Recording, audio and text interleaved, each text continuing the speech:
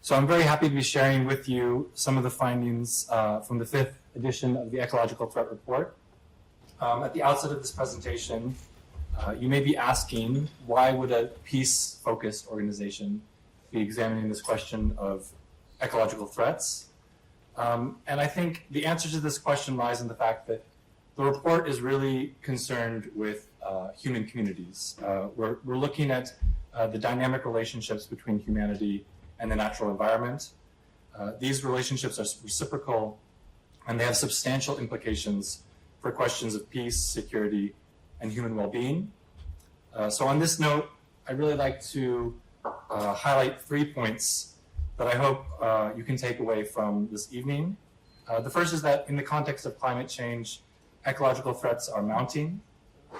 But these changes are poised to present sizable and complex challenges to peace in many places. But this report also has something of a more hopeful note. And that is that there are strategies that the international community can implement, particularly in relation to water and agriculture, that can help mitigate the impacts of these threats for some of the most at-risk communities around the world. We are, again, an independent not-for-profit think tank dedicated to tracking developments in peace globally. Our flagship report is the Global Peace Index, which ranks most of the countries in the world based on their levels of peacefulness. And to just get into some of the mechanics of the Ecological Threat Report as an index, we're looking at 207 countries and territories around the world. And these comprise more than 3,500 subnational units across the planet. All told, the report captures more than 99.9% of the world's population. And when we look at the term ecological threat, what we're really speaking about are these 4 things, which are food insecurity, water risk, demographic pressure, and the impacts of natural events. And to speak in perhaps plainer English, what we're really looking at is resource scarcity, natural disasters, and how population growth can really act as a stressor for these sorts of threats to communities. So to begin the presentation, I would just like to give a bit of insight into the actual results of the index this year. So this map presents the 3,500 subnational units that are assessed on these 4 domains around the world. The subnational units shown in red and orange represent high or very high overall levels of ecological threat, whereas those shown in green and dark green represent low or very low levels of ecological threat. And just digging a bit into each of these threats one by one, the number of people facing food insecurity may reach as many as 1.7 billion in the next 25 years. Most of this growth in hunger is projected to occur in low-peace, low-income countries.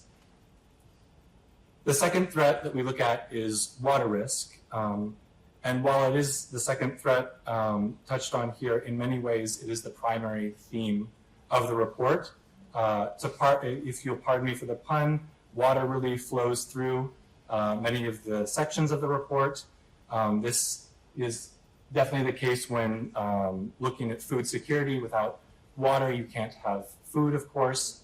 But also when it comes to hazardous natural events, issues like droughts and floods are often the most impactful forms of natural disasters that human communities can face. One of the main other findings, which we'll delve into in a bit more detail of the report, is that water risk, people's ability to access clean drinking water, is really not a question of the supply of water in a country. Many countries have abundant water resources, but this report finds that really it's a question of investment, infrastructure, and institutional capacity to be able to tap that water and make it available to a country's citizens. On the question of demographic pressure, we see population growth is projected to grow around the world, but in some places more than others. Population growth will be most acute in sub-Saharan Africa, which by 2050 is projected to add nearly 1 billion people to its population, a rise of about 70%. And this will put a lot of additional strain on existing pressures related to food and water supplies. And the last ecological threat that we address in the report is the impact of natural events. These include floods, droughts, cyclones, tsunamis, wildfires, and volcanic eruptions. The report highlights that these are occurring around the globe, but they're having various levels of impact in the different countries that they're affecting. So just to give a taste of some of the findings on a domain-by-domain basis, this chart shows food prices over the past 30 years, which have risen and fallen, but mostly risen during that time. We see that, for example, right after the global financial crisis of 2008, there was a massive drop in food prices overall, and then there was an increase again and a drop and a leveling off. But really, since the onset of the COVID-19 pandemic, and then further aggravated by the Russian invasion of Ukraine, food prices rose very dramatically. And in the years since, there's been a drop-off. Food prices have come down somewhat, but they still remain about 25% higher than they did in 2019. Food prices affect us all, but really these fluctuations are most keenly felt in low-income countries where a larger share of a community's resources will go towards food. On the question of water risk, this chart shows a lot going on at once, but essentially it's explaining this lack of relationship between how much risk exists in a society versus its supply of water. So all of the dots represent different countries around the world. On the x-axis, we have water resources per capita. On the left are countries with low levels of water, and on the right are countries with abundant water. And on the y-axis, we have the water risk score, which measures a country's ability to deliver clean drinking water to its people, with higher levels of risk at the top and low levels of risk at the bottom. Now, if there was a perfect correlation between these two variables, we would see something of a straight line from the upper left-hand quadrant to the lower right-hand quadrant. But of course, that is not the case.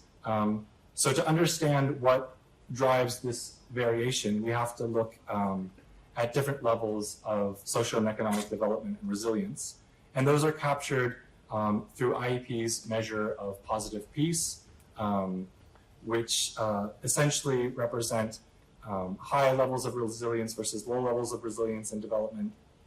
Those shown in green score well on IEP's positive peace index, while those in yellow and red score poorly.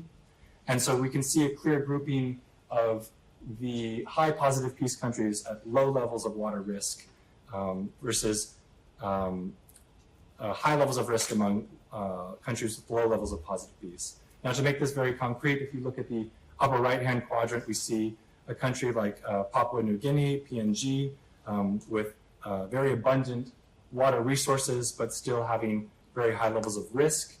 And then if you drop down to the other side of the chart, we see Chile, CHL, with comparable levels of water, even slightly less than PNG, but very low levels of risk. Now, the globe is projected to add more than 1 billion people to its population over the next 25 years, reaching just under 10 billion people in 2050. However, this growth has not occurred and will not occur equally across all parts of the world, with higher rates, places with higher rates of poverty and conflict tending to drive the population increases. So the chart here shows the 5 countries with the highest fertility rates and those with the lowest fertility rates. Just for context, an effective replacement rate implies that within a society, a given woman would give birth to 2.1 children in her lifetime. Now, if we look at the top of the chart at Niger, we see that the average woman in that country has more than 6 children. Niger, incidentally, is the country that has the highest level of risk across the entire Ecological Threat Report. And at the bottom of the chart, we have South Korea, where the fertility rate is less than 1 child. Now, very high levels of fertility can lead to what is called a youth bulge, in which a disproportionate share of the population is young people. And research has shown that in certain instances, this can lead to societal instability and fragility, particularly in cases where economic opportunity may be lacking or unemployment may be high.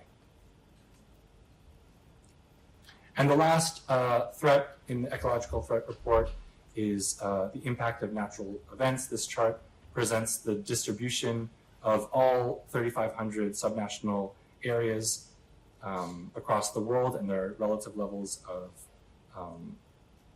threat on this front. And what we see in the report is that amid accelerating climate change, these events are poised to increase in their frequency and intensity. However, these impacts are felt differently in different parts of the world. Most continents, most regions get struck from time to time by natural disasters. It affects high-income countries, low-income countries. But the coping mechanisms that exist within a society differ substantially. And so we find that countries with high levels of positive peace are often able to respond and cope better, whereas a comparable disaster might be devastating for a country with a lower level of positive peace. A specific finding from the report is that the fatality rate in countries experiencing ecological shocks are 7 times higher if they have low levels of positive peace compared to those with very high levels of positive peace. Now, the first of the feature sections in this report addresses the question of non-state conflict and ecological threats with a specific focus on Africa. And one of the key findings of the report is that climate change itself does not directly cause violent conflict. What it does is it acts as an aggravator, an exacerbator of conflict. It can establish the conditions in which tensions can flare up and translate themselves into conflict. So in sub-Saharan Africa, regions with high levels of water stress are more likely to experience communal violence, especially in situations where public trust may be low and institutions weak. The report also includes an analysis on historical ethnic divisions across the continent, finding that such areas that have such places that have ethnic border areas have a 27% higher probability of conflict compared to non-border areas. And one of the reasons presented for this finding is that it is often the case that ethnic divisions track closely with divisions in terms of pastimes and livelihoods. So in certain parts of the world, there may be divisions between ethnic groups that engage in nomadic pastoralism or live as herders of livestock, and those who live as sedentary farmers. And when resources become scarce in terms of water or land, this can exacerbate tensions between groups. The report also finds that low-level conflicts, particularly those involving non-state actors, can be instrumentalized by transnational or national groups, so that in, for example, the case of the Sahel region of West Africa, transnational jihadist actors were able to co-opt local lower-level conflicts over resources. So what may have historically been a tension related to resources then acquires a ideological character and maybe a national or transnational character. Now, this chart looks at the question of climate transition zones, which are areas of the world between two climatic areas.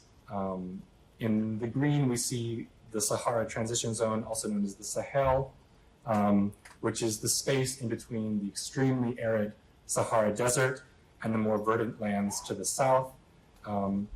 And one of the distinguishing features of these areas is that there's a lot more climate variability. So it may be the case in areas of the Sahara, for example, with very low levels of rainfall, the population can expect low levels of rainfall.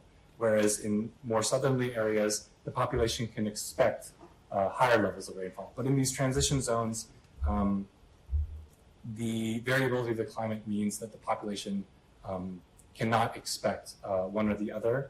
And when there are scarcities related to water or other resources, this can result in conflict. The report finds that in 2020, nearly 15% of transition zone areas reported conflict deaths, compared to just 5% in non-transition zones across the continent. Now, one of the very interesting analyses that we conducted in this report was to look at the question of conflict relapse risk. So across the continent, we looked at areas that had historically had conflict, but that currently were not in conflict, and combined this with territories that also had historical ethnic borders and faced high levels of ecological threat. And these are the results. The areas listed in red, we identified as potential relapse risk zones.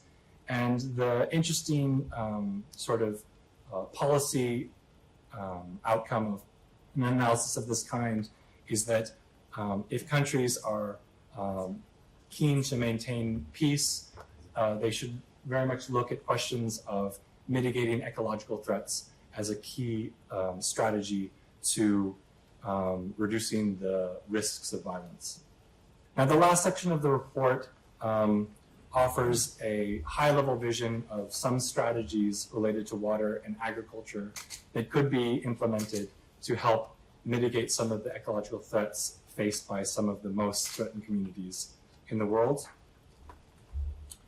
So across sub-Saharan Africa, we find that agricultural productivity is a challenge. The region has generally low levels of yield compared to other parts of the world where mechanized agriculture helps boost output, and also very low levels of irrigation.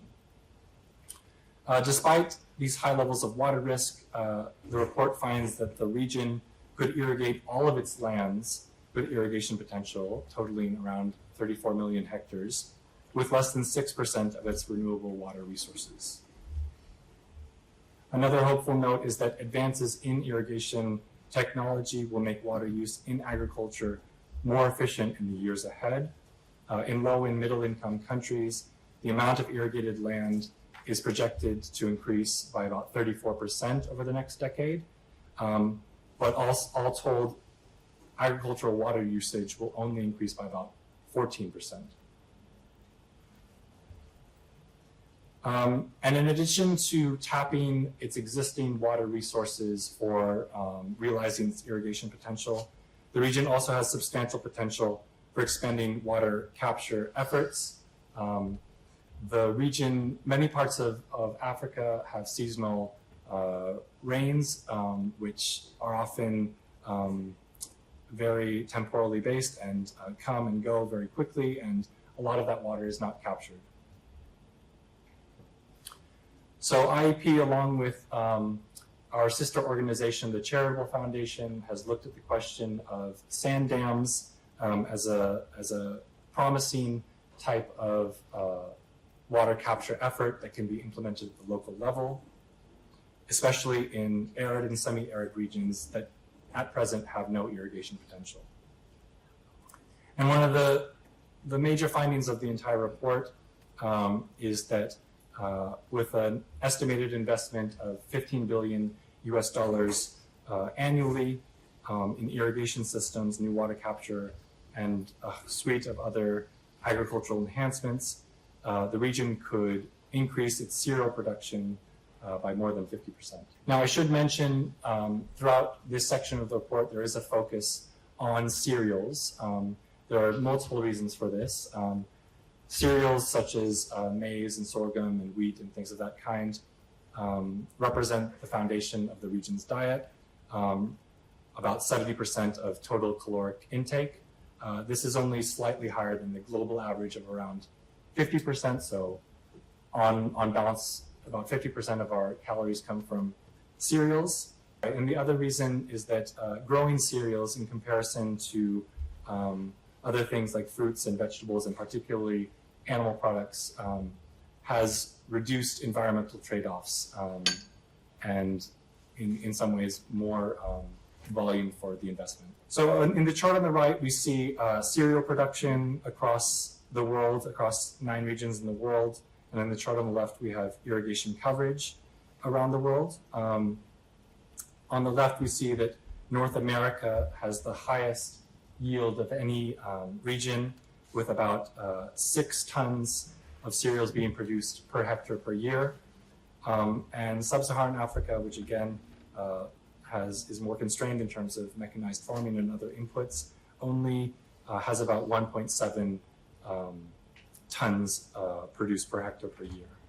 But this is also very much related to the use of water, how water is used and the productivity gains that could come from water. So in South Asia, which is at the top of the chart, we have about over 40% of cultivated lands being irrigated. But in Sub-Saharan Africa, only about 1.8% of lands used for cultivation are currently irrigated. And this is about 1/10 the global rate. Towards this end, IEP has put forward a model, a sort of proposal for the type of strategies that could be implemented to help the continent close its yield gaps and help meet some of its food security needs. On the left, we have current production of cereals, which are just under 180 million tons per year. We find that if the region were able to realize all of its current irrigation potential, an additional 40 million tons could be added to its production each year. New water capture and irrigation programs would add an additional 12 million. Limited fertilizer uses. The region currently has the lowest rate of fertilizer use in the world. And there are considerations to look at in terms of fertilizer use, in terms of its ability to erode soil fertility if it's overused. But with limited fertilizer use, the region could add a further 40, and finally, new grain storage facilities could help reduce spoilage and wastage.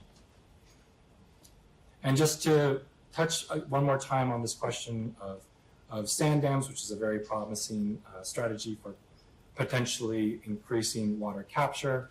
This map shows the countries of Africa. Those shown in green are countries that already have examples of sand dams. Those shown in light green have the potential to benefit from sand dams. And then those shown in white, mostly in Central Africa and coastal West Africa, are countries that really wouldn't benefit from sand dams because of the vast supplies of rainfall and other water resources. The Charitable Foundation has engaged in these projects, especially in Kenya. So these are local water projects that are relative to the amount of water they produce, low cost, and can help transform communities. If I could leave you with just one thought, while many of the ecological challenges we are facing may seem insurmountable, it's not beyond humanity's capacity to implement strategies that will reduce the severity for many people. However, this will involve investment as well as increasingly making use of the resources of the natural environment in thoughtful and sustainable ways. Thank you so much. One of the things I'm just going to leave you with, and this is before starting, and this is sobering, I think, just really, really sobering. So if we're looking in the world today, there are more conflicts raging now than any time since the end of the Second World War.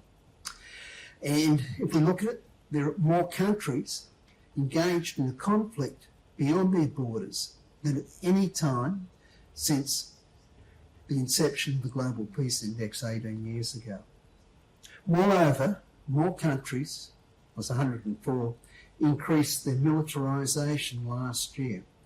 That's the largest since the inception of the Global Peace Index again. And then if we look at conflicts, less conflicts are getting resolved, which obviously causes more conflicts than since any time since the end of the Second World War.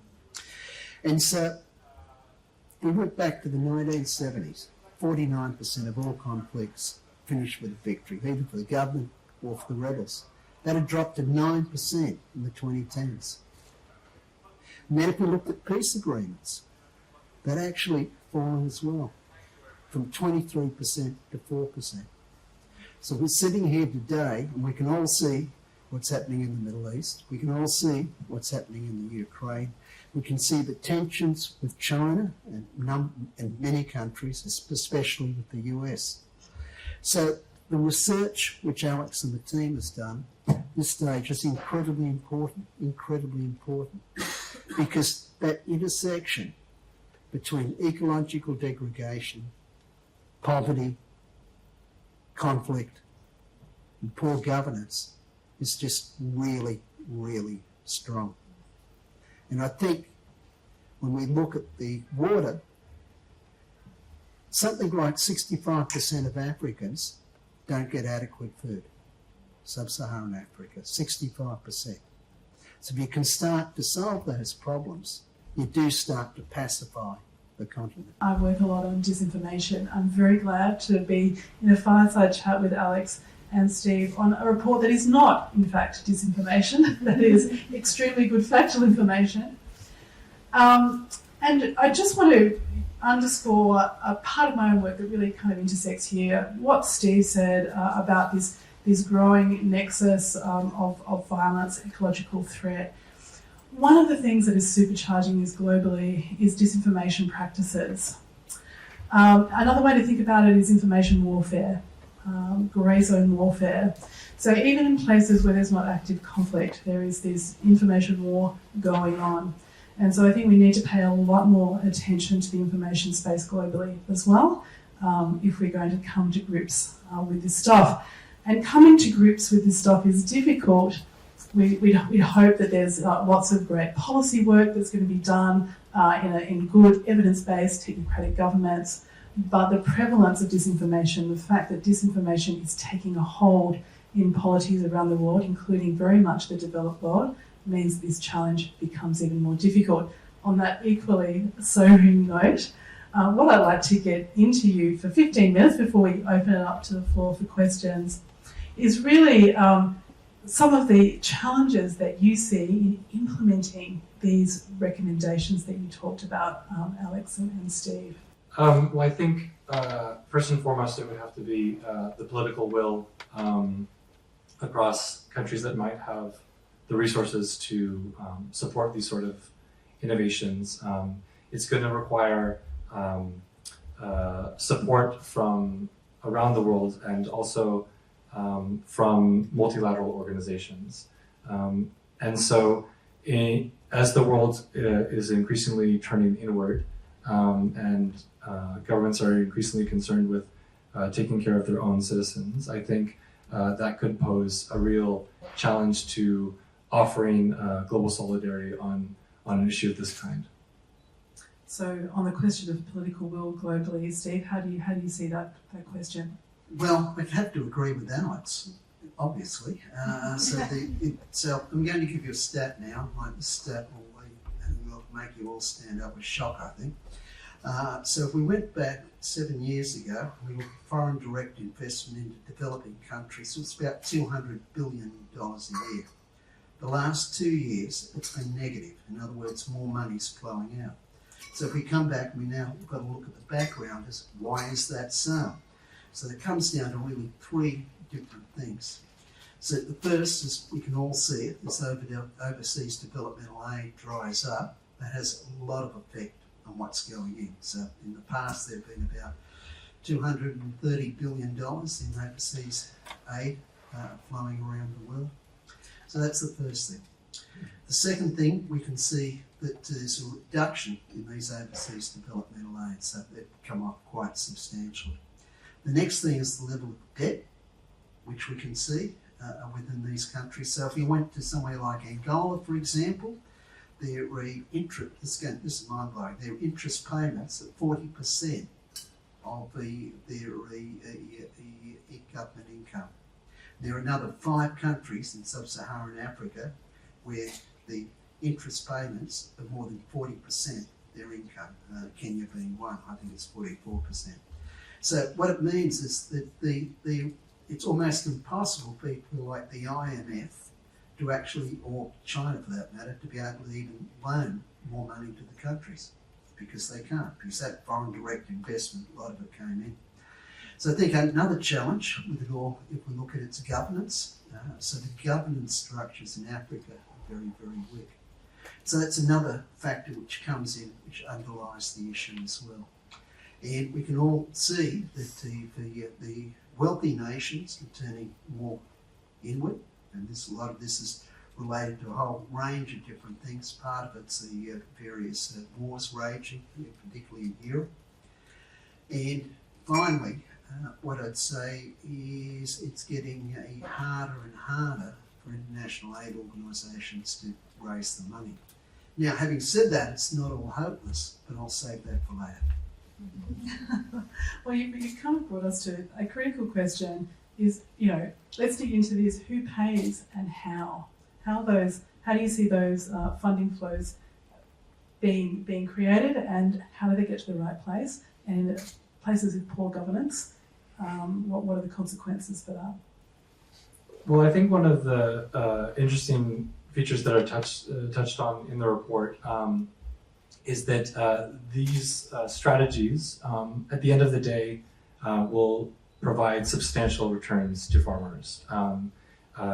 There's an estimated, I think, 3-fold return on investment that will result, and investment of that kind could then be reinvested in other parts of a given community.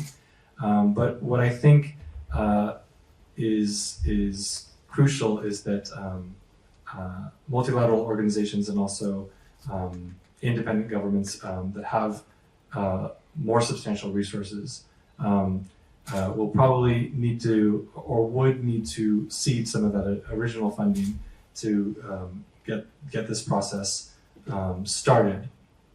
But once it got started, I think there would be substantial potential for local farmers and others to really take it forward and reinvest in their communities. But I think one of the challenges is that multilateral organizations in some ways have to serve as mediators in many instances. They often have strong ties in these countries and the capacity and mechanisms to meet local needs.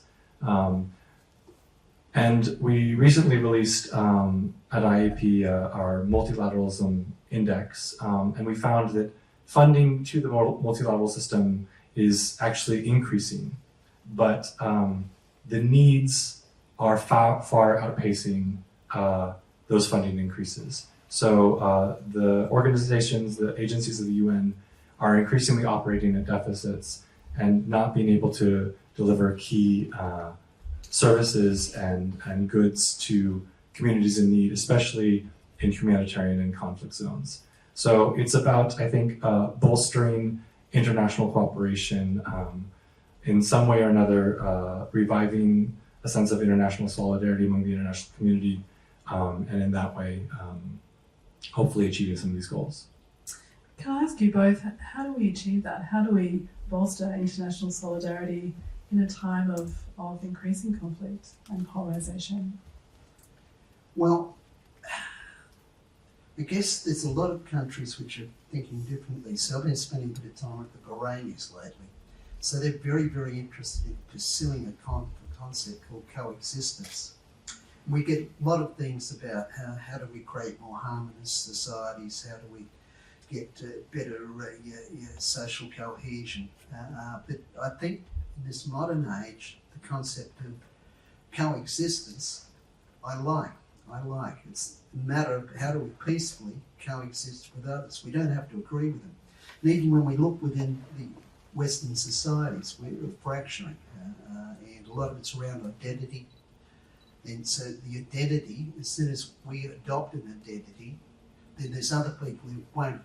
We've got a different identity, and now we're in conflict. So each of us in this room are as much responsible for it as anyone else. So, but let's move well beyond that. Okay, let's move well beyond that. So I guess I don't see the international cohesion improving in the next foreseeable future. We're starting to see a rise of the strategic competition, let's say, between Western democracies and authoritarian regimes, as epitomised by China and Russia. But also within it, you've got a rise of the middle-level powers too. We referred to the 92 countries which are engaged in the conflict beyond their border. A lot of that's those middle-level powers coming up and becoming assertive. So this stuff is going to be very, very hard in the next few years. But let's come back to the water in sub-Saharan Africa, because that's a lot of the focus.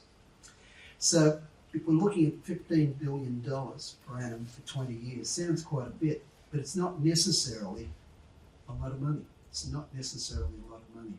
Foreign direct investment last year was $2 trillion, 1% of it, 1% of it. Overseas development aid was about 240 billion. It's about 7% of it. And that is only what's coming out of governments. That doesn't include aid organisations like World Vision and many, many others. So there's capacity. $15 billion isn't a lot. But one of the things which we're working on at the moment, and that's out of the Charitable Foundation, and this work's independent of IEP, so it's something totally separate. But what we're looking at is a transformational concept to regenerate the whole idea of water capture. Because generally we see it as being aid. Okay? We see it as being aid.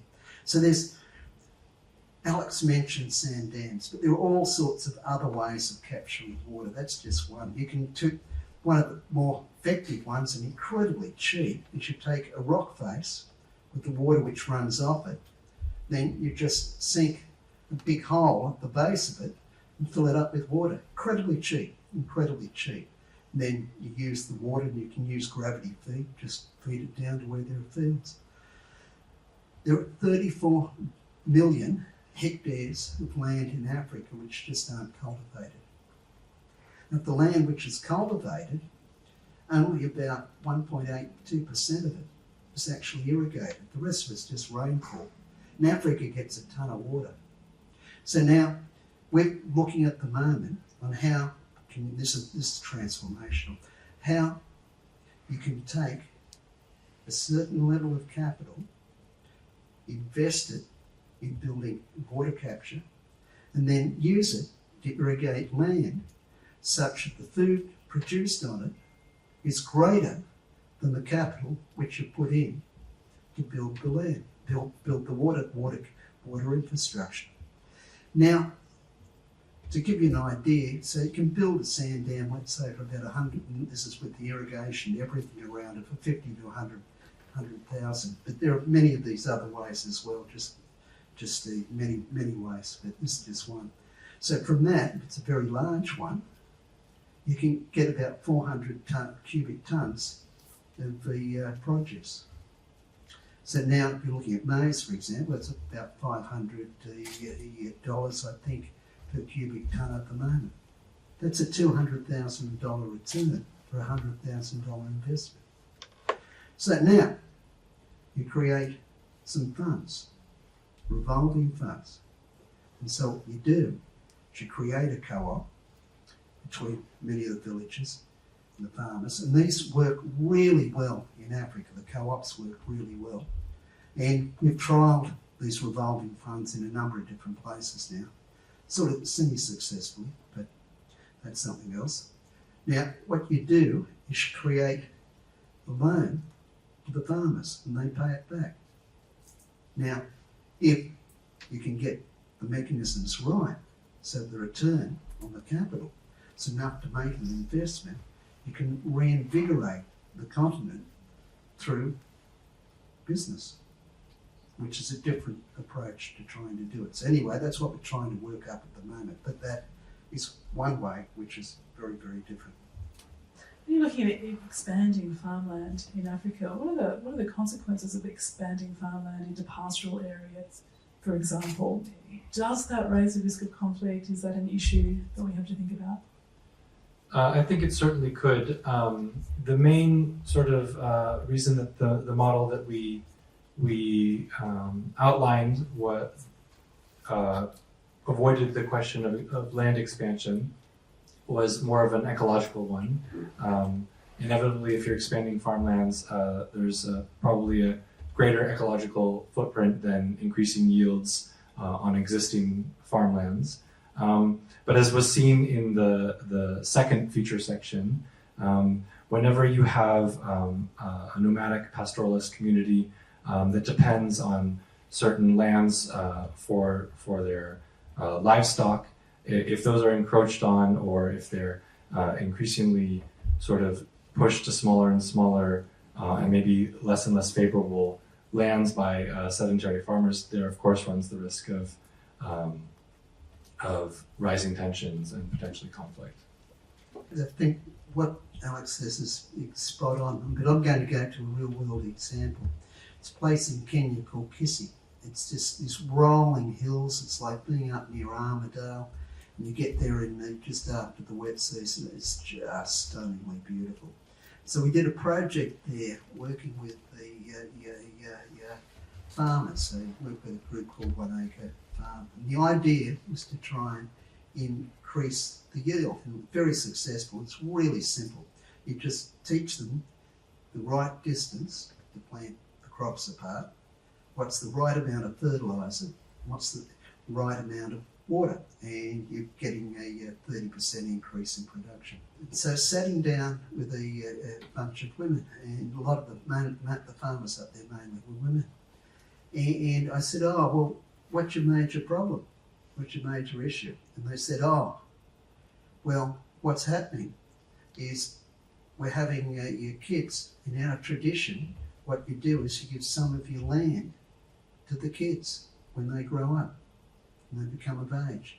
And what's happening is the blocks are so small we can't do it anymore. And so quite often these challenges can be beyond what we're actually thinking. And so what that means then is it's non-viable. A lot of the people leave, and where do they go? They go to the cities. But they don't go there out chasing opportunity. They go there out of desperation and end up in slums. And so there's an issue there around migration. So if you're starting to think of this is really depressing, isn't it? But you start to think of the population of Africa increasing by, sub-Saharan Africa increasing by 70% between now and 2050. And you look at the growth in the cities and you look at the per capita income and the government taxes, and also the poor governance and corruption in many of the places, it's a big problem going forward. Big problem going forward. So the issue to it really is being able to get decent family planning, isn't it? Well, how do you see, what's the optimal time frame for some of these initiatives to be implemented in a widespread enough way on the ground? If you're talking to donors about funding over particular time frames, what is it for you for this stuff? So we'll hit something really positive. There's a guy called Tony Ronaldo, in Niger, which has got the largest population increase in the world. He discovered a technique called the natural farmer managed regeneration. Okay, he works for World Vision. So now what that does is it's a mechanism for reforesting a lot of the tropical savannas which have been worn out. I won't go into the detail of how it works, it's really simple. So he started that 30 years ago. Now it's taken off in many countries, but just talk about Niger. So it's got the largest population increase in the world. 3 years ago, it's the only country to increase its foliage in the world. Okay, even with that massive increase in population. So there are solutions there today which are happening today. So we've been talking about water, and I guess reforestation goes with water, is water, because you get the reforestation, the ground keeps more water, and then there's all the positive benefits which come from that. So these solutions are there today. And certainly we look at a small scale, Charitable Foundation's doing its bit. So we've got maybe 30 projects running in different parts of the world at the moment, and many of them, at least 50% I'd say, are water projects in some shape, way or form. So the question is not so much when do we start, we've already started. The question is how do we scale, and how do we get enough momentum for people to care about it, And so it's how do we care about someone on the other side of the world? Okay. Now, everyone in this room cares, otherwise you wouldn't be here, would you? But how do you get others to care? Okay, there's a question for the audience. Thank you. Peter Kay's my name.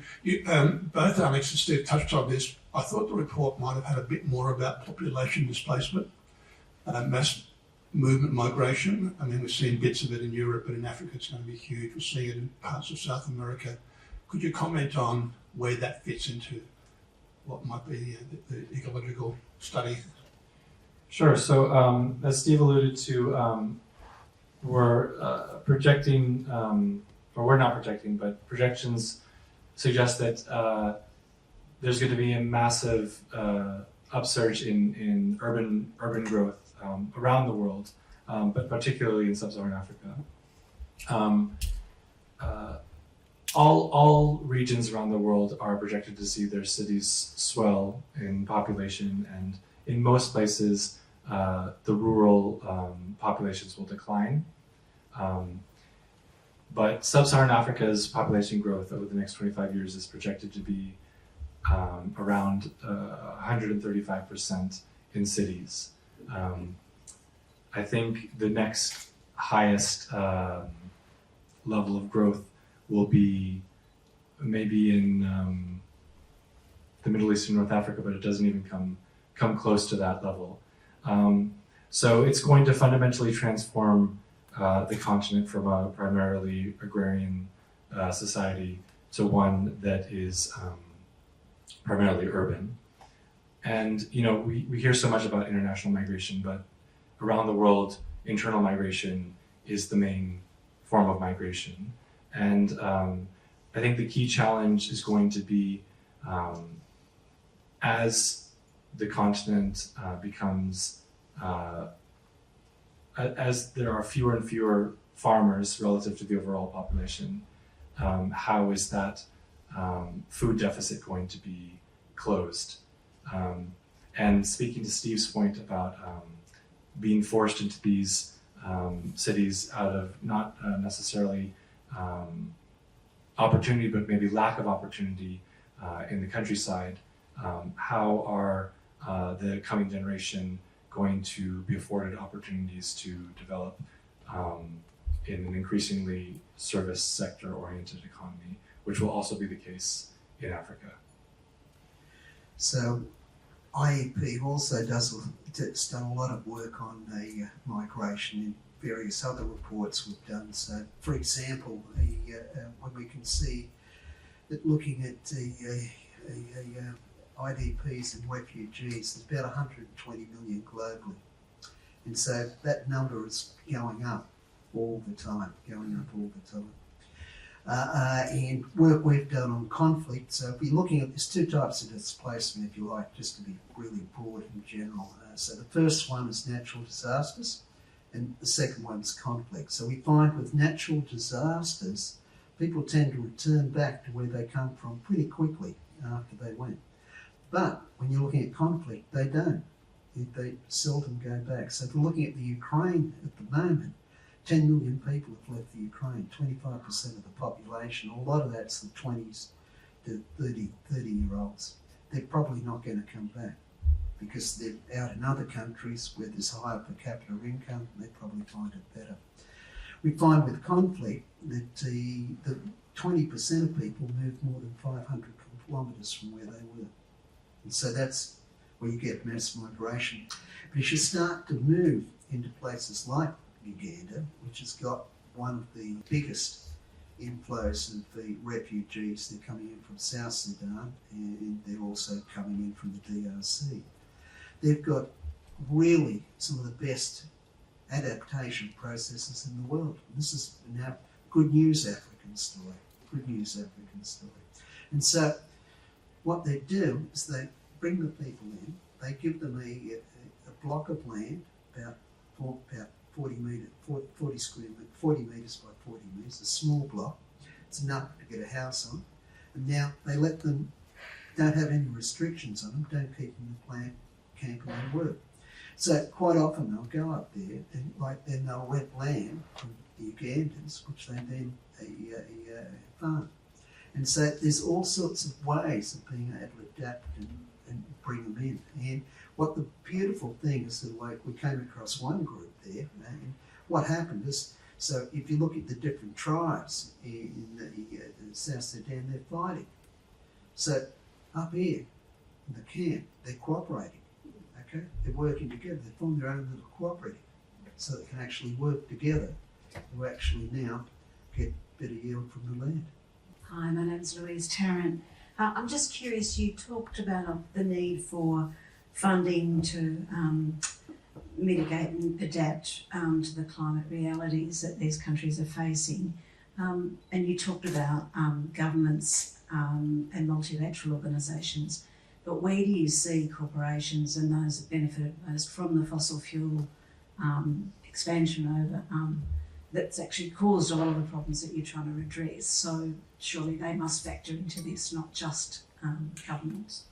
I don't think there's an easy solution on that front other than, sometimes it's increasingly become, as a result of activism and political pressure, these organizations, these corporations have had to recognize some of their effects and engage in mitigation efforts themselves. Now, the drawback, of course, of that is we have this phenomenon of greenwashing, whereby corporations may continue to pollute or engage in practices that harm the environment, but then present themselves as supporting mitigation efforts.